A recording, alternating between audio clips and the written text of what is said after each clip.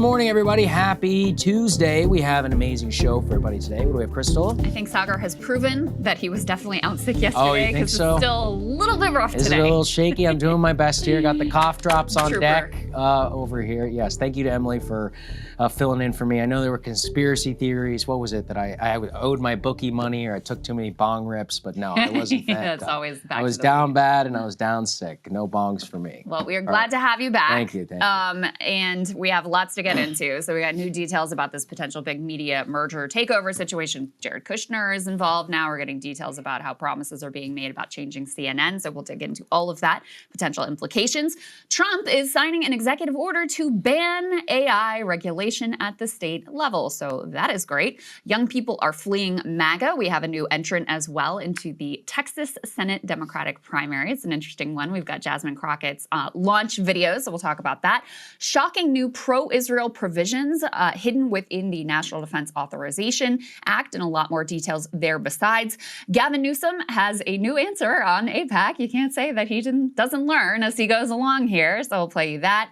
And the big Piers Morgan versus Nick Fuentes 2-hour debate yesterday. We pulled some of the moments that really stood out to us, and we will react to all of that. Yes, and more importantly, beyond entertainment value, what does it mean? Why should any of us pay attention? Thank you to everybody who has been supporting us, BreakingPoints.com. If you are able to become a premium subscriber, we had AMA yesterday with some interesting news. So if you want to be privy of that, you can, BreakingPoints.com. And also, we have a very special thank you to our YouTube audience. We can go and put this up here on the screen. We did officially hit 1 billion views on this channel.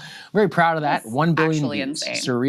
Surreal. I mean, I was telling you guys on the phone, if you combine our time over at Rising, we're probably over like 1.7 billion in terms of our work together, which is mind-boggling. It doesn't make a lot of sense, but like to be able to comprehend what that means. But that is a testament, I think, really to all of you for supporting our work. I mean, it means the world. So if you can hit subscribe on the YouTube channel, let's hit 2 billion, I guess. Yeah. Let's hit 2 billion. Yeah, I mean, it's quite an honor actually to have that level of sustained engagement through all of the various periods that we've gone through, starting over at Rising with the primary, the 2020 primary on the Democratic side, and the election and COVID and Ukraine war here and Gaza, just all of the different political phases. It means a lot to us that you guys have trusted us through all of that. So thank you so much for all of your support. Even Spotify and on the podcast for people who listened over this year, seriously, thank you. One of the important, cool things that we've learned over the years, looking at our analytics, so we just got our Spotify Wrapped. Our biggest episode over last year was after Butler, right? So people tuning in for the news, which really means a lot, right? Because it means people are interested, they want to know what the hell is going on, and then Election Day was our second most, obviously, listened to. I mean, it makes sense, but it is a testament, I think, to all of you. It's not drama or any of that, like any nonsense. It's like cold hard, like what's actually going on. Help me make sense of the world. So. Wait, Butler was last year. This year wasn't it the day after Charlie Kirk assassination? Oh, what? No, it was. So I thought 2024. Right? Yeah. Yeah. Oh, it's 2025. Yeah. Time flies. I think you told me. Are we keeping this in? I think, let's keep it in. I think you told me that the day after the Charlie Kirk assassination. You're right. Was. So, yeah. Cold medicine does a little bit of a number on it. All right. I guess we'll keep it in. We'll keep it in. All right. Yes. Okay. All right. So that means everything I say today, I got a grain of salt for. Okay. Yes. All right. Let's go. Let's go to Paramount. So you better drop some hot takes. All right. I like it. All right. Let's get to Paramount. All right. This is by far some of the biggest political news, and the reason why is this is a perfect intersection, in my opinion, of oligarchy, of markets, of Trump, of corruption, of also, though, control over almost everything that we see in mass media culture. So for all the talk we just had about YouTube and 1 billion views over here and a burgeoning, independent, non-connected media, the truth is that America is still largely ruled by a couple of major media companies. And those media companies are in a mass scramble now to consolidate and to control even more of what you see. This is now coming to head ahead with this new merger war between Netflix making a bid for Warner Brothers Discovery, which would give them Warner Brothers Studio, would give them CNN control of a vast array of streaming assets, and now Paramount, led by David Ellison, the Zionist billionaire who is much more, I guess, Trump-friendly is one way to put it, making a hostile bid for the company. Here is Donald Trump being asked specifically about who he would side with in this merger deal, which coincidentally in Paramount includes foreign, Qatari, Saudi money, as well as Jared Kushner. Here is Donald Trump in his reaction. Let's take a listen. Support the Paramount bid for Warner Brothers. That I came don't this know enough morning. about it. You spoke about Netflix last night, saying you have concerns about them. I know the companies very well. I know what they're doing, but I have to see what percentage of market they have. We have to see the Netflix percentage of market, Paramount, the percentage of market. I mean, none of them are particularly great friends of mine. You know, I want to do what's right. It's so very important to do what's right. Paramount deal is supported by Jared Kushner, Mr. President. Would that impact your decision? If Paramount is, I don't know. I've never spoken to them. Never spoken to him about it, even though he is, of course, not only the president's son-in-law, actively working with the president on Gaza. I love him too, saying like, "Oh, none of them are really particularly great friends of mine." It's like, dude, and not only Ellison. Netflix, they also, came and met and 100%. trying to kiss the ring, like they know how the game is played too. So they're all sucking up to Donald Trump to try And to we get should, the deal I guess, through. explain why does Trump even matter in any of this? It's because any merger has to be approved by the United States government at a scale of this size. I mean, it's not just, a couple of, it's not like two small local businesses combining. We're talking about a vast array of multimedia assets, which no one really ever believed would be consolidated into a single company. It's hugely consequential business-wise, but I really think culture-wise, and that's why we have to pay so much attention to all of this. Let's go to the next part here exactly and explain some of the foreign money that's behind this deal. Can we put the next element on the screen? So Paramount's bid for WBD is actually backed in part by some $24 billion from Middle Eastern sovereign wealth funds, $1 billion from China's Tencent. Tencent, if you're not familiar, one of the largest media companies in all of China. And then you also have Jared Kushner's private equity firm. Now, you may ask, because what are they going to get from this? Go to the next part, please, just so I can explain a little bit. They say that the financing sources are $11.8 billion combined from the Ellison family, in aggregate $24 billion from sovereign wealth funds of the Gulf, and $1 billion from Tencent, and commitments from Redbird Capital Partners and Affinity Partners. Now, the thing is that all of these partners have said that they are prepared to execute agreements which would give them equity, but not give them board or voting membership seats. Now, you may ask then, well, what is in it for them? Now, this is the same strategy of Saudi Arabian foreign capital trying to roll up American culture. So we've talked about the video game industry, EA Sports.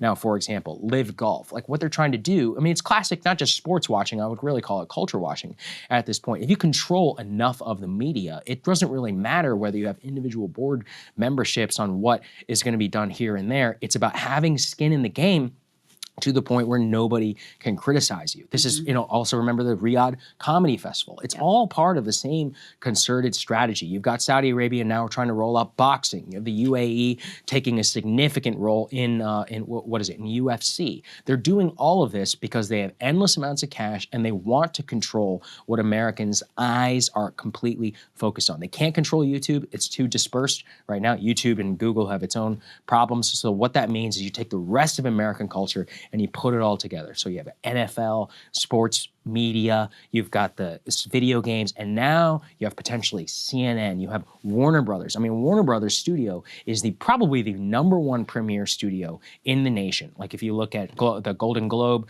nominations, some of the best movies in the world all come from Warner Brothers. HBO remains absolutely undefeated on premium content, although Apple TV is currently giving them a little bit run for their money, but they don't have the same number of hit rates. So that's why it's so important. This is about culture. This is about buying a stake in our culture. And that is the bottom line for why Paramount, who is, look, I mean, it's not me. This isn't slanderous or defamatory. Like they openly have said, and it's been reported in the past, they're very committed to promoting, anti-Semitism, aka kind of like Zionist pro-Israel interests. That's why they bought CBS News. And that's some of the things that's now coming out. Let's put A9 up here on the screen.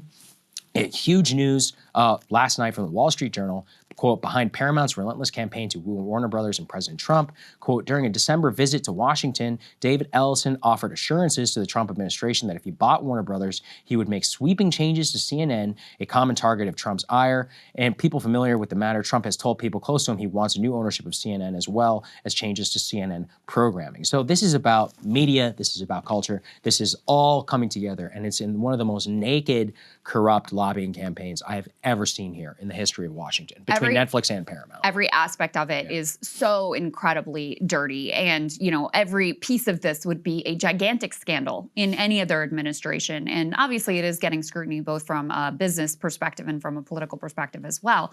But, in a previous administration, it would have been seen as inappropriate for the president to be directly weighing in and picking and choosing, and for them to be going and, paying homage to him and promising, oh, we're going to make CNN give you the coverage that you've always wanted. I mean, but with Trump, you just accept it's par for the course that, of course, he's going to be nakedly corrupt. Of course, he's going to seize as much control. He's going to use this moment to seize as much control of these media properties as he possibly can. Because this is a man who genuinely, I think, in his heart believes it should be illegal to criticize him. I mean, he has openly said that. He has openly said things similar to that. He thinks that that is wrong. He has had increasing outbursts against reporters, especially female reporters, for asking him questions. Quiet Piggy comes to mind. He had another outburst yesterday, called someone obnoxious, etc.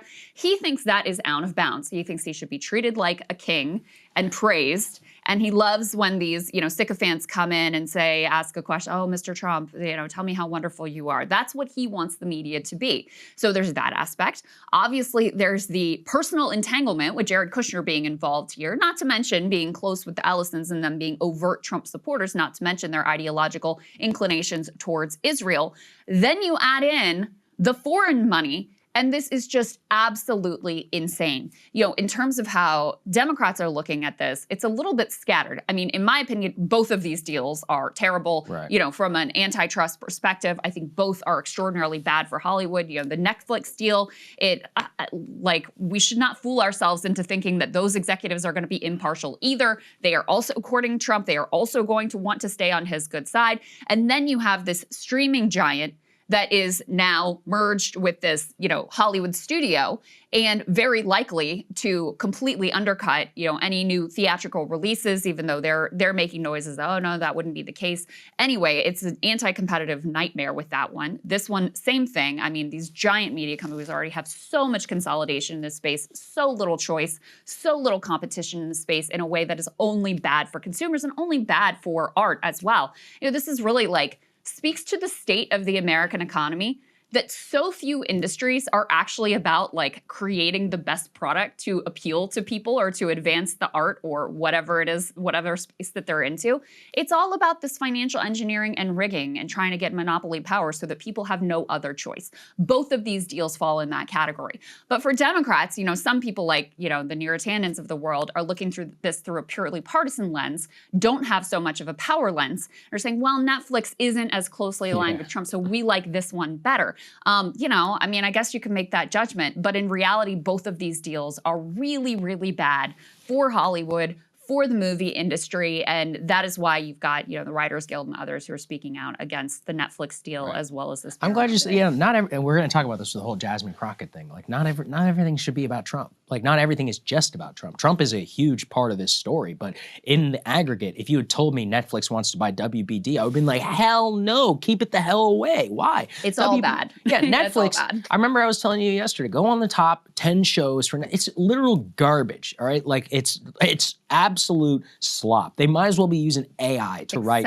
the latest. Yeah, right. I know you're a K-pop Demon Hunters fan. Look, every once in a while they crank out something good, but for everyone's, there's My Secret Santa, which is some C-tier rom-com, which would never have even gone to theaters back in the mid-2000s. And of course, it's always number one. They just pump this crap out there to keep people on the Netflix algorithm, continually just watching as much as they can. Every once in a while, they get a decent enough, show and or movie, but it's nothing compared to the original work going on at Warner Brothers, at HBO, and if they get their grubby fingers into the HBO machine, I mean, it's a nightmare for people who enjoy premium and good content. So let's continue then on down the line. Let's go to I feel like it's the like next another one. war on our humanity. I totally agree. know? Well, it's about, well, look, America is, what makes it great at this point? Like, we don't really make very much. We have a decent service-based economy. And if you ask any president, I had an interesting conversation once with an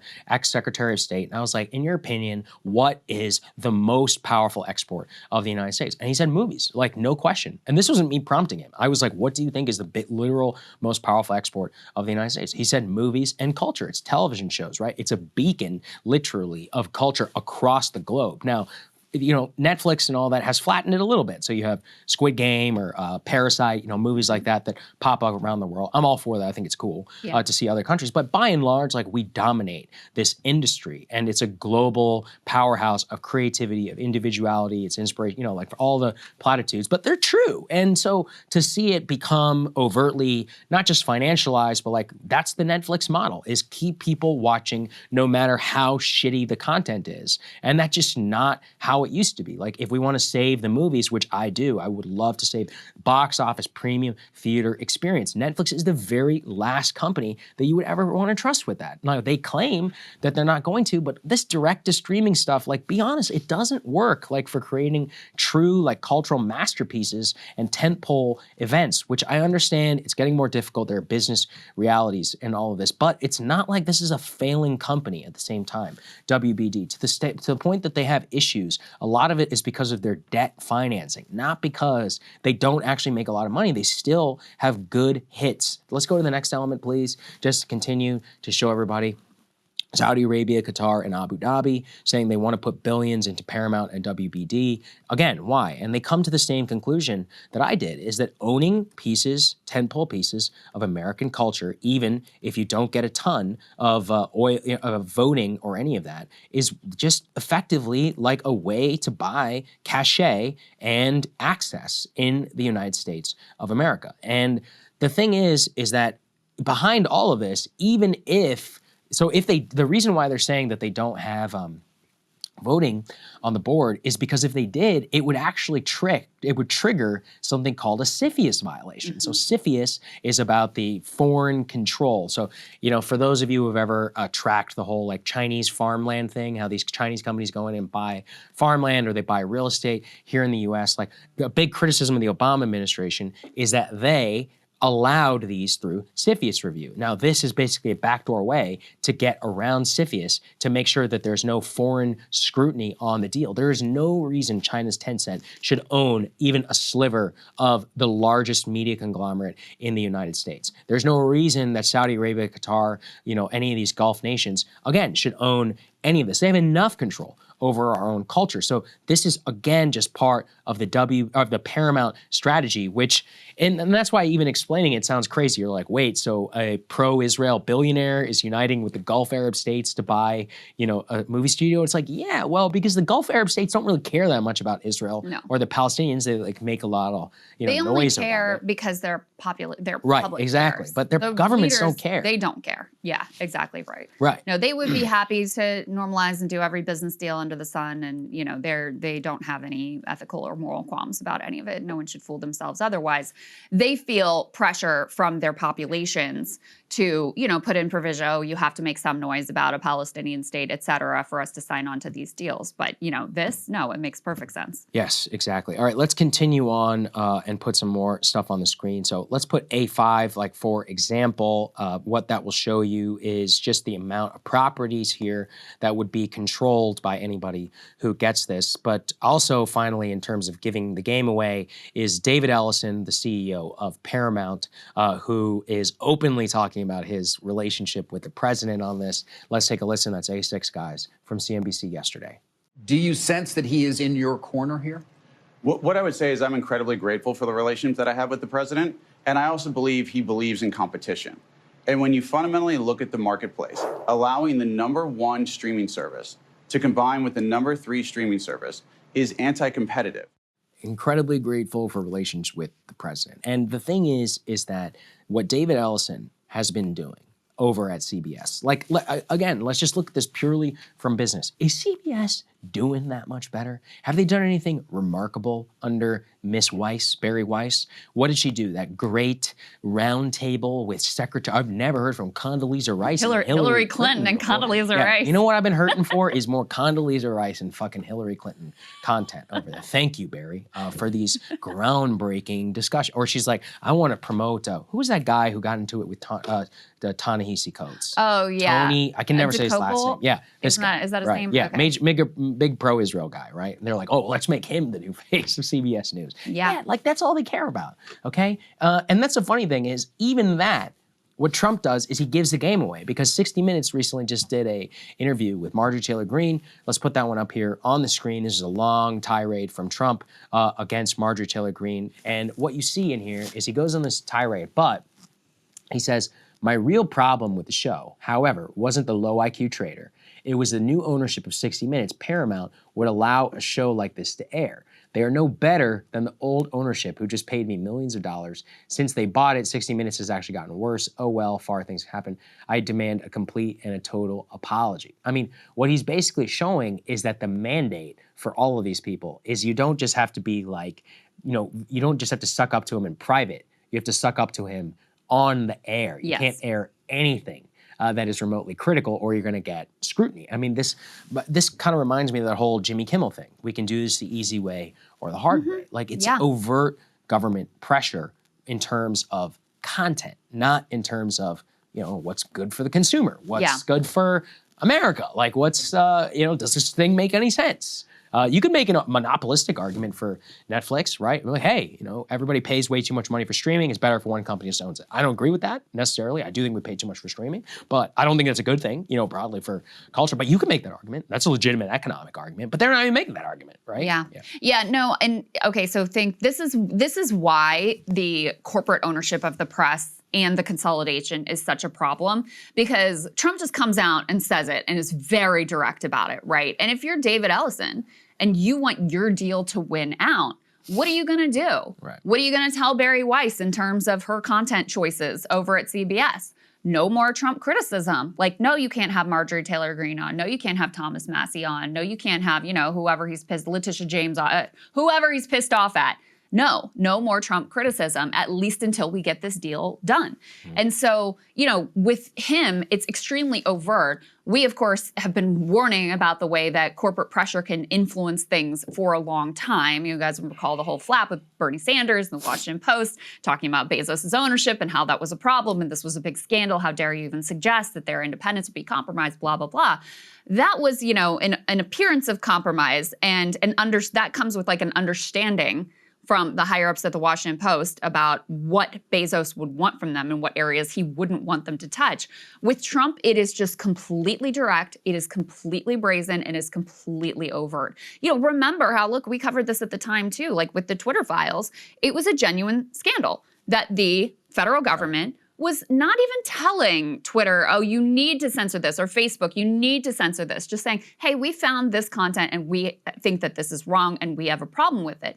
The very understanding that the federal government had taken an interest in that is enough to exert pressure on these social media companies who want their, favorable treatment from the government, don't want to run into any problems, et cetera. Even without the threat being made overt, they all know what the game is. Here you have Trump just completely making it plain, whether it's with Jimmy Kimmel, whether it's this tantrum about Marjorie Taylor Greene interview on 60 Minutes and complaining about, the new ownership is just as bad as the old ownership, whether it's demanding from the Ellisons that if they win out and his deal goes through, that then you are going to change CNN, you're going to change the leadership at CNN, you're going to basically Barry Weissify CNN as well.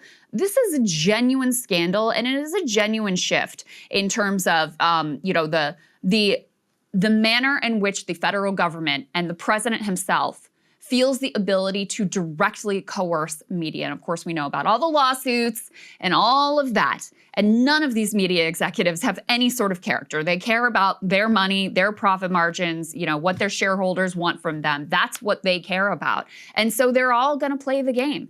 And that at its core is the problem with corporate ownership, and with Trump, it is just completely on steroids. In terms of, I just want to give a shout out, of course, to Matt Stoller, who covers the antitrust aspect of this extraordinarily effectively. He doesn't have a piece up yet about the Paramount hostile takeover bid. However, he does have a piece about the problems with the Netflix bid, and we can put this up on the screen. This is A8 from Stoller. He says Netflix is trying to buy Warner Brothers Discovery. That would be a disaster for America. Part of what he says here is Netflix is the #1 streamer and would be buying the #3 streamer, would also be buying a large and important content library, which would presumably then be unavailable for potential rival streaming services. A Netflix-Warner merger is a recipe for monopolization, would be a pretty straightforward challenge for an antitrust lawyer under the Clayton Act. Judges are always a crapshoot, but the story here is clear, and recent analogies work against this deal. Most industries are no longer about making a good product. Really, what they're about is trying to figure out how they can have a monopoly so that they can basically rig the rules and cheat. He thinks that it's very possible that the Netflix deal would ultimately be blocked in the court system. I think all of that is very political ultimately.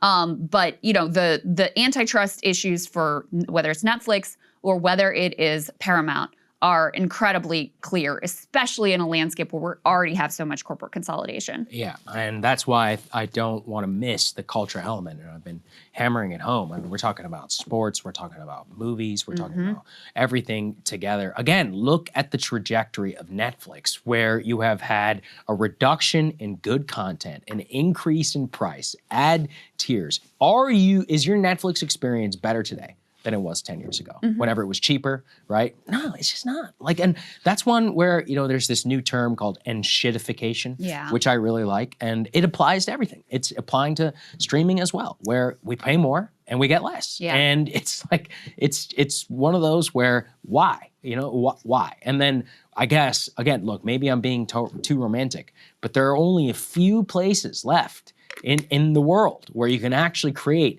good stuff over and over. And HBO and Warner Brothers is one of them. And it's like, please don't bring your, the people who run that show, Is It Cake? I can't have them with their grubby paws over HBO. I can't do it, right? I was watching that over the weekend. I can't have Is It Cake, rule America. But that's apparently, that's where everything goes. I think honestly, Is It Cake is like a best case scenario because at least there's actual human beings involved. Yes. What we're actually looking at is like the AI slop takeover where it's so cheap to churn it out. Yeah. It's better. There's already on YouTube, there's these channels that'll just put up like thousands of AI generated music. Like that's where the Charlie Kirk music came from. I'm sure you've seen those floating around. I can't sing right now. Yeah, anyway, we are Charlie Kirk. Anyway, there's already channels that do this, that is just like so cheap and easy to churn out this content that they do it and most of it doesn't hit. And then,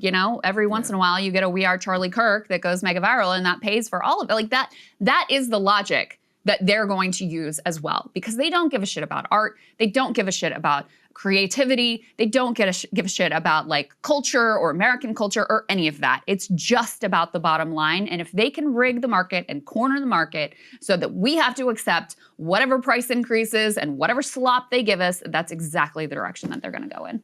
Hey, if you like that video, hit the like button or leave a comment below. It really helps get the show to more people. And if you'd like to get the full show ad-free and in your inbox every morning, you can sign up at breakingpoints.com. That's right. Get the full show, help support the future of independent media at breakingpoints.com.